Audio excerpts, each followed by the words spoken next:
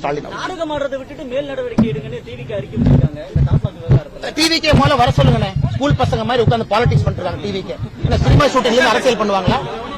என்ன டிவிக்கு சினிமா ஷூட்டிங்ல உட்கார்ந்து பாட்டு பாடிக்கிட்டு நடிகைகளோட இடுப்பை கிள்ளிக்கிட்டு அரசியல் பண்ணிட்டு இருக்காரு விஜய். திரும்ப எனக்கு பேச தெரியுமல்ல. டிவிக்கேவும் பவுண்டரியை கிராஸ் பண்ணக்கூடாது. நானும் டிவிக்கேவும் மரியாதையா தான் பேசிட்டு இருக்கேன். அறிக்கை விடும்போது அறிக்கைக்கு ஒரு காரணம் இருக்கும். நான் என்ன விஜய் மாதிரி உட்கார்ந்து நடிகைகளோட இடுப்பை கிள்ளிக்கிட்டு உட்கார்ந்து டான்ஸ் ஆடிட்டு அங்கிருந்து அறிக்கை கொடுத்துட்டு இருக்கேனா? நான் களத்திலிருந்து போராடி கொண்டிருக்கின்றேன். களத்திலிருந்து பேசுறேன். இது என்ன ஒர்க் ஃப்ரம் ஹோம் பாலிடிக்ஸா விஜய்க்கு? என்ன ஒர்க் ஃப்ரம் ஹோம்? நாடகம் யாரு பண்றாங்க? யாரு விஜய்க்கு 50 வயசுல அரசியல் வரணும்னு தோணுச்சா? 30 வயசுல எங்க போனாரு? 50 வயசுல காலைல புத்தா எழுப்பிவிட்டு நடிகர் விஜய் அரசியலுக்கு வர சொன்னாரா? விஜய் யாரோட பி டீம்? நாடகம் யாரு பண்றாங்க? பிஜேபி பண்ணுதா விஜய் பண்றாரா? நாடகம் பண்ணுவது விஜய், நாடகம் பண்ணுவது டிவிக்கு.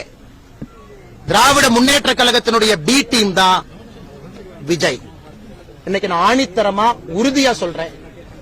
தமிழக வெற்றி கழகத்தினுடைய நடவடிக்கையை பார்த்த பிறகு நான் சொல்றேன், திராவிட முன்னேற்ற கழகம் மறுபடியும் ஆட்சிக்கு வர வேண்டும் என்று ஆரம்பித்த சீக்ரெட் ப்ராஜெக்ட் தான் தமிழக வெற்றி கழகம், சகோதரர் விஜய் அவர்கள். ஏன்னா வரம்பு மீறி அவர்கள் பேசும்பொழுது எனக்கும் பேச தெரியும். மரியாதை கொடுத்து மரியாதை வாங்கிக்கணும். சும்மா இந்த குசி ஆனந்த் உட்கார்ந்துகிட்டு இந்த அறிக்கை கொடுக்க கூடாது.